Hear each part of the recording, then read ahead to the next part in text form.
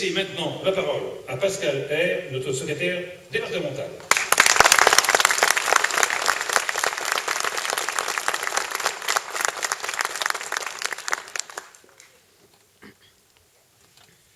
Mes chers amis, bonsoir à tous. Merci d'être là en si grand nombre. Je tiens à vous saluer tous parce qu'aujourd'hui, je sais qu'il y a une contre-manifestation, pas très loin d'ici, je crois. Ils sont 30, il me semble, ce que j'ai entendu. Une trentaine à distribuer des tracts.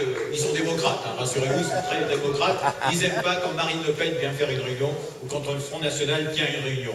Surtout au moment des municipales, parce qu'on sait qu'ici, la liste sortante est en grand danger. Bien évidemment, ils ont peur, notamment du Front National. Parce que si Roger le disait tout à l'heure, BFM à 19%, d'autres à 13%, rappelez-vous quand même le score que nous avons fait en 2008. C'était pas du tout ce genre de score, hein. C'était moins de 5%, si je me rappelle bien. Donc même déjà 12 ou 13%, c'est pas mal du tout.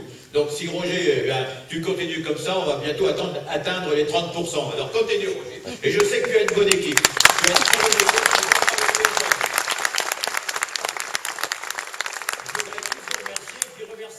Le centre des congrès qui a fait son travail, qui nous a loué une salle.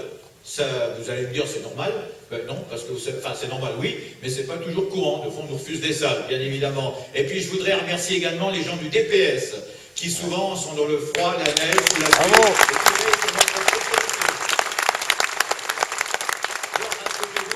Je ne parlerai pas longtemps, parce que comme dit mon ami Franck Rivière, t'es intarissable pendant des heures. Alors, non, rassurez-vous, je vais aller très vite, parce que je sais que celle que vous attendez, elle est à ma gauche. N'est-ce pas? À ma gauche.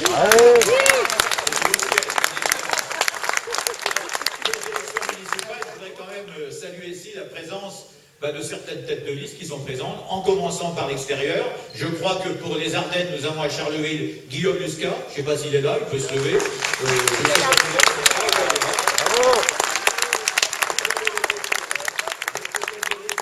Éric Samine, conseiller régional, eh bien, vous avez les excuses de notre ami qui est retenu pour des raisons personnelles très graves.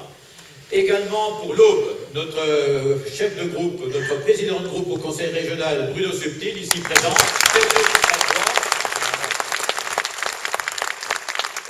qu'il y a également un monsieur Fiot pour la ville de Romilly-sur-Seine.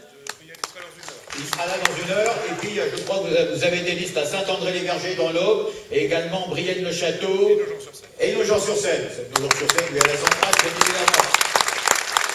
Et puis, dans la Marne, nous avons d'abord Sébastien Durançois à Épernay, j'ai aperçu quelque part.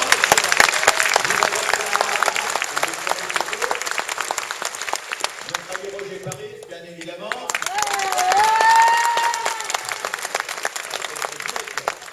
Nous avons également à Fanière notre ami conseiller municipal sortant, d'ailleurs, Thierry Besson. Nous avons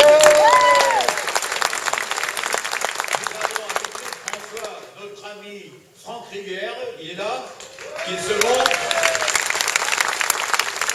puis, je voudrais vous annoncer que nous sommes en train de constituer des listes. Ça fait 200 ans qu'ont eu les batailles. Nous allons constituer des listes sur Fer-Champenois. J'y suis allé samedi après-midi pour aider notre tête de liste, Jean-Luc Lefebvre, qui est également responsable au sein du DPS. Et puis également Montmirail. Montmirail, avec Jean-Luc Raphaël, dont je demandais l'investiture.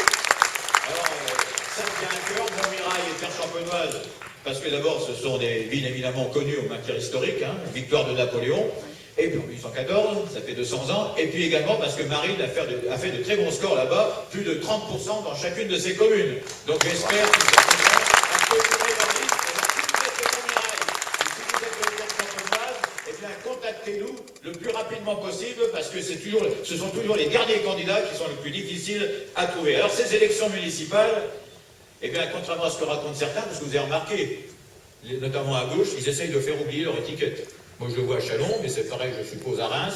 Les sortants de gauche, ils sont très discrets sur leur étiquette. Ils ne veulent surtout pas du soutien de François Hollande officiellement. Hein. On a l'impression que ces élections municipales, et même deux fois à l'UMP aussi, hein, on n'a pas l'impression que ce sont des élections politiques. Et pourtant, ce sont des élections politiques. Parce que les problèmes qu'on a au niveau des communes, ce sont des aspects locaux, communaux, de problèmes nationaux. Quelques exemples très rapidement. L'insécurité, par exemple. Eh bien, c'est un problème national que l'on retrouve dans toutes les villes de France. Ça résulte d'un manque d'éducation, ça résulte de l'immigration en partie, ça résulte également de la construction de grands ensembles, où le maire aussi a des responsabilités. Et puis ça résulte aussi de l'absence de politique de sécurité efficace. On oublie de doubler les effectifs de la police municipale, on installe comme à Chalon des caméras de vidéosurveillance, mais il n'y a personne derrière, donc ça ne sert strictement à rien de ce côté-là, etc., etc. Les problèmes d'immigration aussi, ce sont des aspects communaux de problèmes nationaux, vous le savez très bien, mes chers amis. Mais savez-vous que le maire a des pouvoirs en la matière?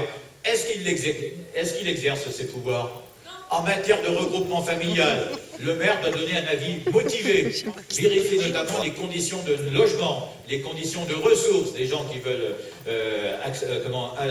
bénéficier du regroupement familial. Est-ce que vous croyez franchement que les fonctionnaires municipaux, des gens qui sont désignés par le maire pour y aller, pouvoir vérifier sur place, et puis franchement vous croyez qu'ils vont vraiment vérifier si le regroupement familial est possible? Deuxième pouvoir du maire en matière d'immigration, ce sont pour les séjours privés ou familiaux inférieurs à 3 mois. Le maire, là aussi, doit valider ce qu'on appelle les attestations d'hébergement. Vous êtes étranger, vous voulez dire pour un séjour inférieur à 3 mois dans une commune, eh bien vous devez trouver quelqu'un qui se porte garant de vous et qui fasse une attestation qu'il donne à la mairie, et c'est le maire qui valide à condition d'avoir vérifié avant, notamment les conditions de logement. Franchement, est-ce que vous croyez qu'à Reims, qu'à Chalon, qu'à Vitry, qu'à Épernay, c'est fait ça? J'en doute fort. Demandez les rapports annuels du maire, parce qu'il y a des rapports annuels qui sont obligatoires, ils doivent les transmettre au préfet. Demandez communication au préfet des rapports annuels des communes concernées, et vous verrez que vous aurez des surprises.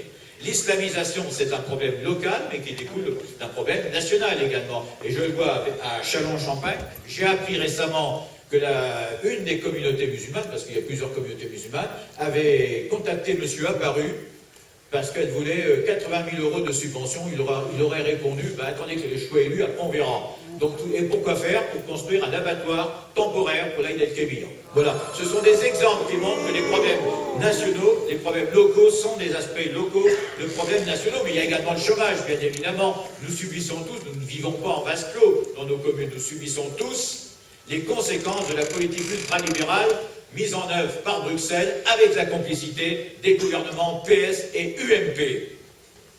Également, les problèmes d'école, la sécurité de nos enfants aux abords des écoles. N'oubliez pas que le maire est compétent pour les écoles maternelles, les écoles primaires, et on sait qu'il y a de la délinquance aux abords des écoles. Vous le savez tous, que ce soit à Reims, à Épernay, à Chalon, à Vitry, ou à Fagnes d'ailleurs, eh bien, il y a des problèmes de sécurité. Que fait la police municipale? Et j'ai appris aujourd'hui qu'à Châlons-en-Champagne, par exemple, ça fait des semaines, paraît-il, qu'il y a des enfants qu'on la garde dans 2 écoles du quartier du Verbeau, et le maire ne fait rien, alors qu'il est responsable, c'est un officier de police judiciaire, et il est responsable. C'est la loi qui le prévoit, il est responsable de l'hygiène et de la sécurité. Eh bien, le maire ne fait rien, donc je vais l'interpeller à ce sujet-là. Donc, vous voyez, tous ces problèmes locaux sont en fait des aspects locaux de politique nationale, de problèmes nationaux. Et c'est pour ça que ces élections municipales sont des élections politiques. Il ne faut pas se voiler la face, et c'est pour ça que nous disons que nos listes sont des listes politiques. Parce que d'ailleurs, la politique, tout simplement, c'est l'art de comment dirais-je, vous connaissez la définition étymologique, c'est la police, c'est la cité en grec. Là, quand on s'occupe de nos concitoyens, de ses concitoyens, on fait de la politique au sens noble du terme, au sens grec du terme. Et quel est le rôle du maire, tout simplement? Moi, vous savez, moi je ne sors pas de l'ENA, j'ai rien contre les énarques, d'ailleurs, au Front National, bien évidemment, mais moi je n'ai pas fait cocagne. À quoi ça sert un maire? À quoi ça sert une municipalité? La réponse, j'ai trouvé dans un discours du grand révolutionnaire Saint-Just. Il était coupeur de tête, mais il disait de bonnes choses de temps en temps. Et en mai 1793, il intervient à la Convention, donc à l'Assemblée nationale de l'époque.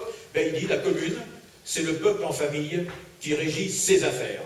Le peuple en famille, c'est-à-dire des familles, des communautés, un esprit de communauté pour régir quoi? Ses affaires, nos propres affaires. Ça veut dire la démocratie directe. Et normalement, le maire, il est là pour vous aider à améliorer votre bien-être quotidien, votre vie quotidienne. Est-ce que vous circulez bien? Est-ce que vous stationnez bien? Est-ce que vous pouvez sortir tous les jours, ou le jour ou la nuit, à n'importe quelle heure, dans votre ville, en toute sécurité? Ce sont des problèmes politiques. Est-ce que vous bénéficiez de logements adaptés à vos besoins familiaux? C'est un problème politique. L'urbanisme, c'est un problème politique. Est-ce que vous bénéficiez d'un cadre de vie qui vous permette de vous épanouir? C'est un problème politique, c'est peut-être municipal, mais c'est un problème politique. Est-ce que les quartiers sont animés? Et quand je parle des quartiers, ce n'est pas uniquement ce qu'on appelle les quartiers dits sensibles. Historiquement, une ville se compose toujours de quartiers. On n'a pas attendu la notion de quartier sensible pour parler de quartier. Eh bien, là aussi, est-ce qu'il y a un développement équilibré entre les quartiers? On a un exemple célèbre dans le monde, c'est Venise. Venise, qui a une vie de quartier très animée encore aujourd'hui, et qui s'est construite dès le Moyen-Âge, de manière prédestinée. Il y a eu un plan qui a été mis en œuvre. On voulait faire de Venise une ville qui vive avec plein de quartiers, et c'est resté aujourd'hui. Eh bien, nous voulons un développement équilibré de tous les quartiers de la ville. Quelle que soit la ville, il faut que la ville, avec ses pouvoirs, œuvre au développement équilibré des quartiers. Eh bien, tout ça, ce sont des problèmes politiques. Les problèmes municipaux sont des problèmes politiques. Et puis, alors, dernière raison, très importante pour nous, c'est le moment ou jamais de dire qu'on en a ras-le-bol du gouvernement actuel. Il faut montrer que le déclin n'est pas fatal. Il faut montrer à nos compatriotes, et j'en terminerai là, parce que quand on va sur les marchés, dans les rues, on se rend compte d'une chose, c'est que les gens ne croient plus en la politique. Là, c'est clair. À la limite, ils vous disent vous êtes tous pareils, c'est foutu. Ben non, c'est pas foutu. Et c'est maintenant, justement, avec les municipales et puis après avec les européennes, que vous allez pouvoir montrer que ce n'est pas foutu en France, que la France, c'est pas fini, que le déclin n'est pas inéluctable. Et heureusement d'ailleurs, parce que si Jeanne d'Arc avait pensé comme ça, elle n'aurait jamais rien fait et la France aujourd'hui n'existerait pas. Mais aujourd'hui, nous avons la chance d'avoir une présidente, nous avons la chance d'avoir un parti politique, un rassemblement bleu marine, nous avons la chance d'avoir une doctrine, des principes, le bon diagnostic pour sauver notre pays. Et c'est ça qui est important. Alors, vous êtes les héritiers de plus de 1000 ans d'histoire de France. Alors, montrez à l'établissement, aux puissants, que c'est pas fini, que nous pouvons relever le défi aux municipales, aux européennes, avec Marine Le Pen et le Rassemblement Bleu Marine. Je vous remercie.